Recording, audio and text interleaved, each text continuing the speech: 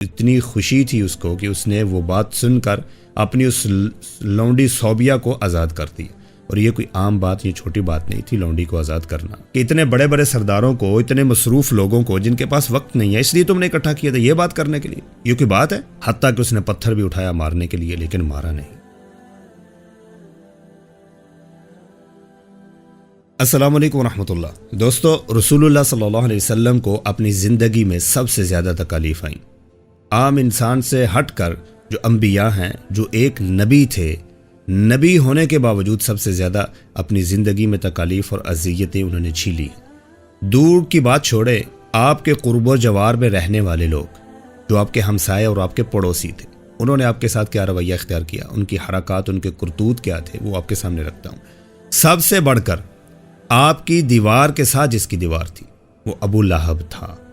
5 آپ کے پڑوسی تھے رسول اللہ صلی اللہ علیہ وسلم کے، اور ان کی حرکات اور کرتوت کیا تھی وہ دیکھیے گا. جیسے چراغ تلے اندھیرا ہوتا ہے، بجائے اس کے کہ اس کائنات کی سب سے بڑی ہستی، سب سے بڑی شخصیت جس نے کائنات کا دھارا بدل کے رکھ دینا ہے، اس کی باتوں پر غور و فکر کرنے کی بجائے ان کو اذیتیں، ان کو تکالیفیں دینے کے لیے وہ تدبیر کرنا شروع کر دی.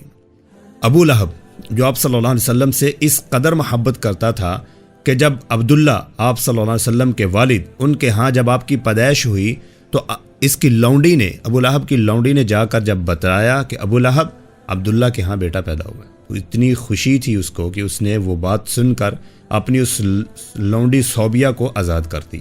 اور یہ کوئی عام بات، یہ چھوٹی بات نہیں تھی لونڈی کو آزاد کرنا، غلام کو آزاد کرنا، یہ بڑی بات ہوا کرتی تھی. اس نے یہ کیا. پھر یہ محبت بڑھتی بڑھتی یہاں تک پہنچی کہ اپنی اولاد میں سے 2 بیٹوں کی شادی، ابو لہب کے 3 بیٹے اور 3 بیٹیاں تھیں، 2 بیٹے عتبہ اور عتیبہ، ان دونوں کی شادی آپ صلی اللہ علیہ وسلم کی 2 بیٹیوں رقیہ اور ام کلثوم رضی اللہ عنہما ان سے کروائی. کس قدر محبت ہوگی، کسی اور چچا کو یہ محبت شاید آپ صلی اللہ علیہ وسلم کے ساتھ نہ تھی جو اس نے کی.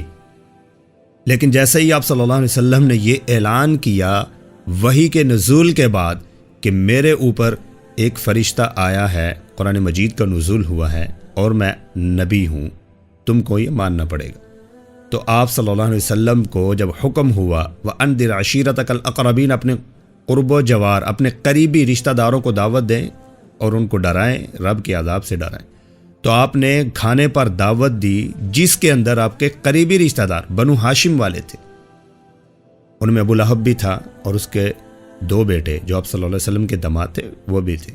تو آپ آئے اور بات شروع کرنے سے پہلے ابو لہب نے آپ صلی اللہ علیہ وسلم کو دھمکی بھی لگا دی کہ اگر تم نے یہ جو کام شروع کیا ہے یہ نہ چھوڑا تو سب سے پہلے میں تمہیں پکڑوں گا. یہ ابو لہب نے کہا.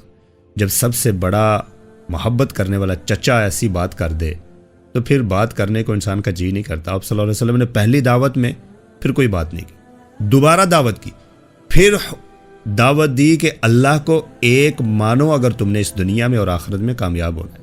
یہ ساری سرداریاں، یہ لات، یہ منات، یہ عزہ، ان سب کو چھوڑنا پڑے گا. اترکو عزہ، اترکو منات، اترکو لات. یہ لات کو لات ماریں پھر جا کر تمہارا کوئی کام بنے گا، وگرنہ نہیں بن سکتا. پھر آپ صلی اللہ علیہ وسلم نے کوہ صفا پر سب کو بلایا، یا صباحا، سارے اکٹھے ہوئے، فرمایا کہ میں تم کو رب کے بڑے عذاب سے ڈرانے کے لیے آیا ہوں. اس رب کو ایک منقول لا الہ الا اللہ تفلحو. تم نے کامیابی حاصل کرنی ہے تو تمہیں رب کو ایک ماننا پڑے گا. ابو لہب نے کہا تبا لک یا محمد الہذا جماعتنا، کہ اتنے بڑے بڑے سرداروں کو، اتنے مصروف لوگوں کو جن کے پاس وقت نہیں ہے، اس لیے تم نے اکٹھا کیا تھا یہ بات کرنے کے لیے. یہ کوئی بات ہے؟ حتیٰ کہ اس نے پتھر بھی اٹھایا مارنے کے لیے، لیکن مارا نہیں. کس قدر وہ عداوت میں بڑا. محبت بھی اس قدر تھی، لیکن جب محبت عداوت اور دشمنی میں بدلتی ہے تو وہ بھی اس قدر اس لیول پر جاتی ہے. تو ابو لہب نے وہ پیش تھا آپ صلی اللہ علیہ وسلم کی ہر مخالفت. آپ کی دیوار کے ساتھ اس کی دیوار تھی، یہ پڑوسی تھا آپ کا، اور اس کی حرکات کیا تھی. آپ صلی اللہ علیہ وسلم کو تکلیف دینے کے لیے یہ گند اور غلاظت اور گوبر اٹھا کر لاتا اور لا کر آپ صلی اللہ علیہ وسلم کے دروازے پر رکھ دیتا.